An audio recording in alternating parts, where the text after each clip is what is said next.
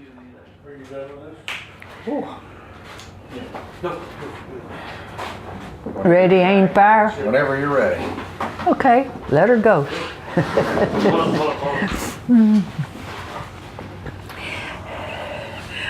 While we were taking that break, I thought of something I wanted to tell and now I've forgotten it. Dick Pennington's meeting, Dick Pennington's sister. Oh, no, I was thinking about something else.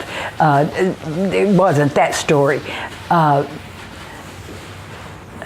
But maybe it'll come to me later. But it was something taking place out there. But anyway, after Bill and I did, that was back in the 70s that we did that work with Dick and Norma. And so after that, we ended up in Colorado. And we got into the Western wear business, making Western wear. And I had created this coat that you made out of the blankets out of Mexico, with all the stripes and bright colors and everything. And we went to the Denver market, Western Wear Market in January, and it was the coat jacket. It wasn't a coat, it was a jacket. Sold real well, so we had to start making them, lots of them. And so to do that, we had to have a source of blankets. I went to Colorado Springs because I knew that there were some places up there that sold those old blankets like we made them out of.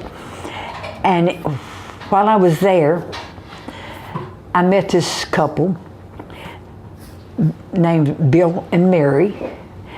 I'm trying to think of Bill and Mary's last name, but to the life of me, I can't at this moment. But anyway, met them, and that was the way they made their living, buying those blankets and lots of other stuff out of Mexico, and they'd go to any kind of Western show and sell the stuff. So we hooked up together, and they would bring us the blankets out of Mexico, and we would make them into jackets. We got to be good friends, and they came to our house quite often. And one day we were talking, and she said something about Roy, and she told a story about when they were little, and Bill said, "Are you talking about maybe Roy Pennington?" She said, "Yeah." He said, and he had a twin brother named Richard. Yeah. And Bill said, "Bobbye and I worked for Norma and Richard for several years before we moved out here, back in the 70s. She said, "I haven't seen him since I was a little girl." Said, "He's my brother." Said, "My mom married his dad." That he's my stepbrother, I guess would be what it was. But said, "I haven't seen him since I was a little girl. We lost contact with each other." And so I said, I'm not believing this. That's the truth. And she went on to tell us about their life, which had been quite, tragic, really. The way they had been treated, how her real dad was, and how he had treated her mother and everything, and how they had all been separated, and how they had been abused, all that sort of thing. I said, "Well, hey, I think I think you need to see this man, and I can make it happen. Because we had our house at Angel Fire then, where we were making those coats. And so I got on the phone and I called and I said, Dick, I want you and Norma to come to our house at Angel Fire. Why? I said, because I want you to meet your sister and talk with her. My sister, what are you talking about? Well, I told him, and he said, you gotta be kidding. I said, no, not kidding. He said, we haven't seen each other in 40 years. I said, well, that's what Mary said, since she was a little girl. He said, we were all little when we were all separated. Anyway, they came over, and Mary, she was so nervous, she could hardly talk. She was just so nervous. And Dick was kind of big-eyed himself when he walked in. But anyway, they both came, Bill and Mary, and Dick and Norma came to our house in Angel Fire. And they sat down and started talking.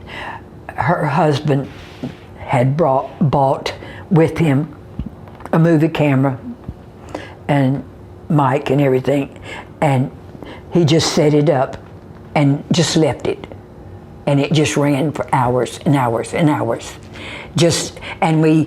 They sat there and talked and recalled things, and then we had dinner, and we talked among ourselves, and then they talked some more, and we just recorded the whole day. And after that, I can't remember Dick had told Bill some of this stuff about his family and about his twin brother. And so I didn't even know that, but they had been out on horses one day and Dick had told him about it. And Bill remembered it, and that's how he put it all together. Anyway, he recorded that whole day. And then after that, Dick and Norma knew where some of the rest of the family was. Mary knew where some of the family was. And so everybody that knew where somebody was, they got in touch with them, and that one got in touch with somebody else, and they had a family reunion. And they hadn't seen each other in years and years and years. And they have kept touch since then. And it was just by just a fluke of a statement that she made, and Bill picked up on it and put it all together and got them back together. It was really, when I think about it, it's just in awe that we lived worlds apart. And what were the locations? Like, where did everyone kind of live? Oh, most of them they still lived out west. One of the sisters lived in Canada. I believe that's right. Or that might have been Norma's sister that lived in Canada. I'm not sure. All I know is they all they were able to locate them all. Somebody knew where this one was and that one was, and got them all together. But it was just such a strange thing, just one little statement, and we'd never known each other at all before that, and got that family back together. And like I said, they've kept in contact and see each other from time to time. I don't guess any of them are really, really close because they've just been so scattered. I mean, they don't have much history other than when they were kids. And from what I learned after that, I don't think that's much of anything that they'd want to remember. You know, it wasn't a good thing that they would want to remember and call their life. But anyway, that's what happened with Dick and Norma, and the good part of knowing them, plus all the fun that we had. Oh, another thing, when we would be up there at camp sometime in early October. It didn't always be snowy. It'd be warm. And Dick and Norma and Bill and I would go out and sleep in the hay pile. Because if you've never been out west and on a clear night with no city lights polluting you at all and lay under the stars, you can't imagine. You just cannot imagine what it looks like. You can walk on them. They're so thick you could walk on them if you could just find a place to step on the first one, because they're just so thick. And it's called star popping because when you first look up, you only see a few million, just a few million. And the longer you lay there, a million will pop out here and a million will pop out there. And the next thing you know, the whole sky, like I said, the whole sky looks like the Milky Way. And the Milky Way is solid. It's just so many of them. It is so positively, unbelievably gorgeous. And if you've never been in a place like that and had that opportunity, there's no way you can imagine what it's like. But if you ever get the chance to do it, because it's worth the trip, I'll tell you for sure. But, and sleeping in the hay pile kind of makes it better too. We take our sleeping bags and our pillows and just go out there and sleep in the hay pile that they had for the horses. We take a bale of hay and a couple bales of hay and just undo them and throw them out. We'd all just lay down there and watch the stars pop and tell lies. Tell stories about ourselves and, get to know each other because we spent lots of time together. And Norma died about 3 years ago, very unexpectedly, but Richard is still alive. And I hear from him quite often. In fact, he called not long ago. And he usually calls about Christmas time just to check in. But of all the people that we met, every year, like I said, there's at least 20 guys per hunt. And there's always 3 hunts. So that's at least 60 new people that you're going to meet every year, or 40. I would want to say 60 because first hunt is usually the same ones over and over. First hunt's best, and everybody wants to come, but you don't get to unless we all like you a lot. We would, after the hunt was over, we would talk about the people that were there, and sometimes they were okay, but we didn't want them back on first hunt because that was really the one that we enjoyed the most. And so you didn't just get on first hunt unless you were a lot of fun and okay guy. But in all the years that we went and all the people that I met, I only remember 3 that were not, well, one of them, Dick, took off the mountain, and one of them walked off the mountain, and the other one stayed there, but he was so disagreeable that even the guys shunned him.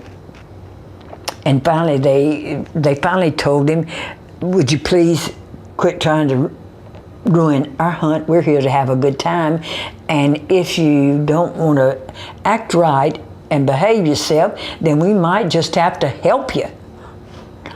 And so he didn't be disagreeable anymore, but he wasn't any fun either.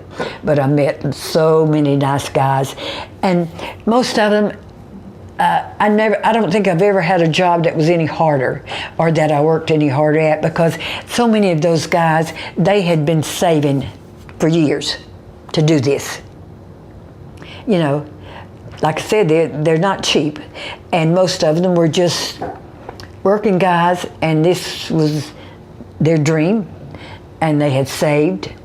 And I tried as hard as I could to make it as pleasant and as much fun, as my part of it could make it, because I just wanted to see them.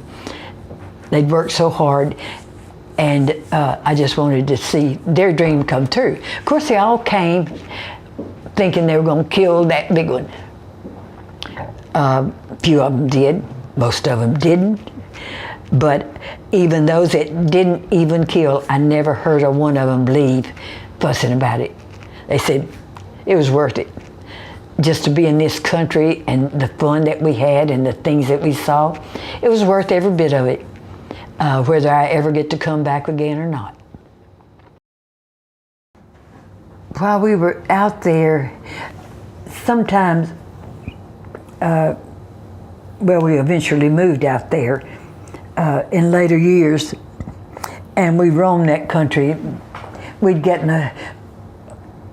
spent 2 weeks one time. We had a 4-wheel drive Jeep, and we spent 2 weeks, and we never were on a highway, a paved road or a real road, except to cross it to get to another 4-wheel drive road. And we spent those 2 weeks in those mountains, and it was just wherever night would find us, that's where we would stop and spend the night. If the weather was good, we just threw our sleeping bags out on the ground. If it wasn't, we slept in the truck, in the little Jeep. We didn't even put up a tent because we moved every day. One time we came out, we started up this 4-wheel drive road, and we come up on this railroad track, way, way up in the mountains. And then we came to a snow tunnel, and this railroad track, went through it, and that snow tunnel covered it because it was up so high the train couldn't get through without that. It was called Rawlins Pass. Rawlins, Rawlins Pass, and it was just left there. It was no longer. It was not a narrow gauge railroad. It was full size, but all the timbers were rotting, but it had just been left there. I don't know how much of it, because we couldn't follow it. The road did not. The old 4-wheel drive road just came up on it. We didn't even know it was there, and but then it left it, and we don't know how far it went. But that was later. I researched it a little bit, and it was been there for a long, long time. It didn't say anything about it being back there in the gold rush days or anything like that. I don't even know if they had railroads then or not. But it had been there a long time, and that old snow tunnel was real interesting to come up on that and imagine what it was like when the snow hit up there like that, and that train trying to get through. One time when we were meandering around up there, we came up on this guy herding sheep, and stopped talking to him, and his name was Henry Ramirez. Yeah, Henry Ramirez. Well, he said, I have a place over here. They're not far. He said, I got to take these sheep right over here, and this is where I'll leave them, and then I'll be up there to the cabin. He said, the family's up there, and we're having a get-together. Said, you go over here and you take this road, and said, you go up there and you tell them that I'm coming and that I told you to come up there. So we did. And it wasn't very long before Henry comes over the mountain. I mean, he comes, walking up. He doesn't have the sheep anymore. He just smells like them. And all of these people, very well dressed. They're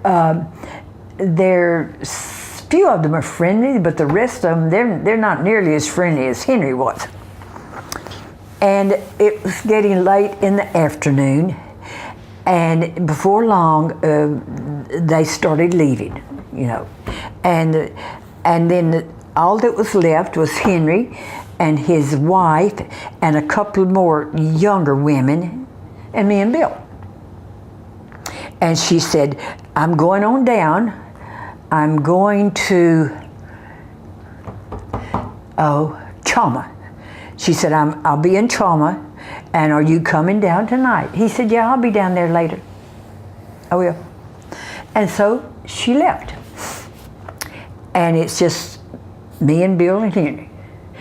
Well, he starts drinking beer. And I watched the man drink a case of beer all by himself. Drank it, a whole case of beer. And this whole time, he is smoking a cigarette. It was never had one in his mouth. And I'll see if I can remember. I used to could do it. I'm not sure I still can.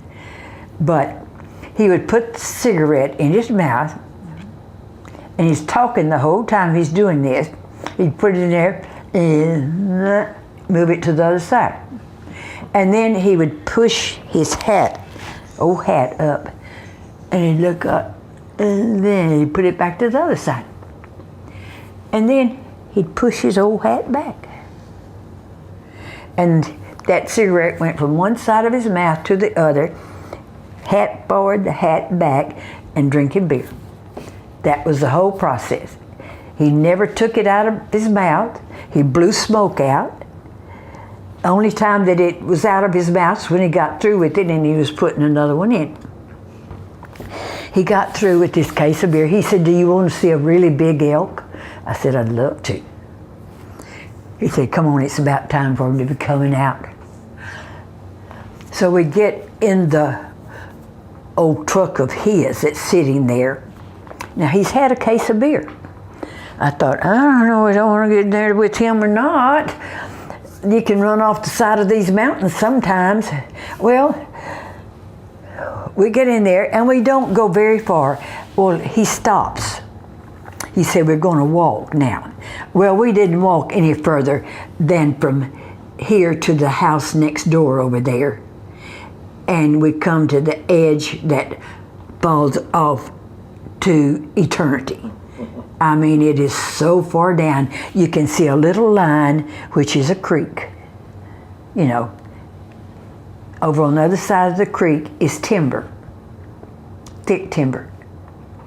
He said, you're going to need the binoculars to see the big boy. And he went and got his binoculars out of the truck. He said, now just lay down here on your belly and just watch. He said, he's going to come out right about over yonder. And he said, oh, there come one of the girls now. Well, all of these elk came out. Of course, the cows came out first. And I don't know how many, it was quite a few. There were a few young bulls that skirted the edge. They weren't up close to the cows or anything, but they were following along. And all of a sudden he said, there he is. Well, this bull elk stepped out of that timber and walked over to that creek. And I didn't need binoculars to see the rack on him, how huge it was. And he put his head down in the creek, and then he'd throw it back and swallow.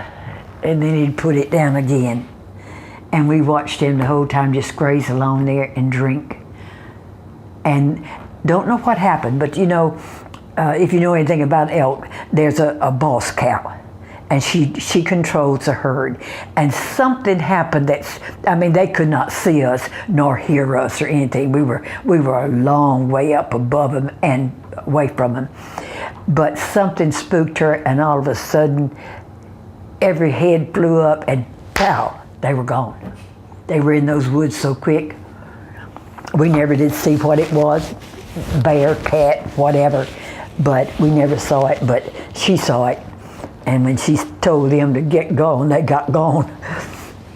And but later we went into Chama, he said, come on, we're going down. Said, my daughter owns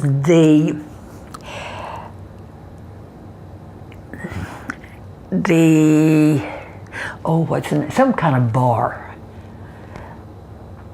High Country Bar. She owns the High Country Bar. We're going to go down there. So we went down there, and we're sitting there,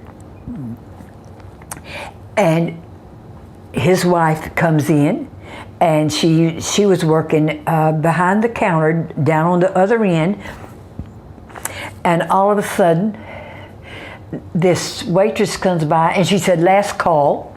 He said, y'all want something? We said, no. Do you want anything else? We said, no. And he said, don't worry about it. I thought, what do you mean don't worry about it? I mean, that was a strange statement. And he kind of shook his head and threw his eyes over this way. And I looked over there, and there was two couples, and black and white. Last call. Get them out of there. It wasn't last call, but that's how they handled the situation, because they didn't like that. You know, they didn't want that at all. Not in their Mexican bar. And so they wanted that black man and that white woman and that white woman and that black man to get out of there. So they hollered, last call. They leave. Business as usual. That was my first encounter with something like that. But that's the way they handled it. And so I found out they've got their prejudices too, just like the rest. Oh, and they do not like Indians whatsoever. No. And I knew so many neat Indian people out there, but no, they didn't like them. Well, later I'm telling a fellow that I know that I met Henry. He said, "Oh, you did, huh? What do you think about him?" I said, "Well, he was interesting." I said, "Sheep herding, you know, and everything." He said they have to keep him out there. Said he's a raging alcoholic, and so when he's out there, he can't get it. So they make him take the sheep. But said he doesn't have to. Said he's most probably one of the wealthiest men in this area. Said, well, most of the Mexican mafia around here is, though. I said, oh, that's what he is? Yeah, that's what he is. Said his family is quite well placed, whatever. So I've met part of the New Mexico mafia. And it was interesting. Henry was very interesting. I wish I'd had a moving picture of him smoking his cigarette, because it was amazing. In fact, that night when we're going into Trauma, it's dark, and he's driving in front of us. And all of a sudden, he gets out of the truck, and I thought, oh Lord, he's got to pee. I know it's what's getting out for anybody to drink a case of beer. Well, he didn't. He starts walking back to our truck. You got a light? I don't know. So we give him a light. He goes, gets back in his truck, and goes on his way. But I just knew, I thought, oh, he's forgotten. I'm not going to look. But that wasn't it at all. But I just knew that it was. I think never saw Henry after that. Never saw any more of the mafia, if that's what it was. And that fellow swore that it was. And I don't, what I know, maybe it was. Anyway, they were nice. They treated us nice that day. And Henry said, before we left that night, he said, why don't you come out here and go to work for me? And said, we told him about working for Dick and Norman. He said, we'll open an outfitting thing. And said, you can bartend for me, and we will advertise elk hunt at the such and so ranch, and we'll have the highest bar in Colorado. because said it's at 11,700 feet. Said, I guarantee you that's the highest bar in Colorado. But we never quite got that done. But I did meet Henry of the Mafia, I guess. All those, met lots of interesting people. I'd forgotten about Henry, but that was a really interesting day. It was fun.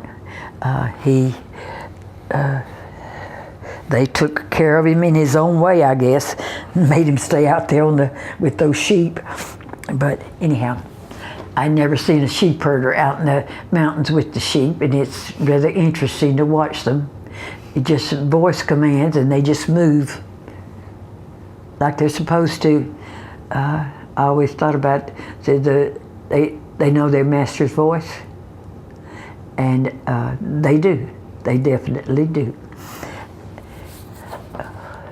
Who else have I met out there that was so interesting? Most probably more. I just can't think of any right now. Really can't. But that's Bill and Mary's story was the most unusual one that I never would have thought could happen, but it did. Henry was fun. Saw the beautiful elk. But there were just so many stories, so many good things that I saw and did. I wish I could remember them all, but I can't. I think maybe we need to take a nap. Let's take a nap. Maybe my brain will go to work and I'm thinking some more stories, because I haven't near got through my life yet.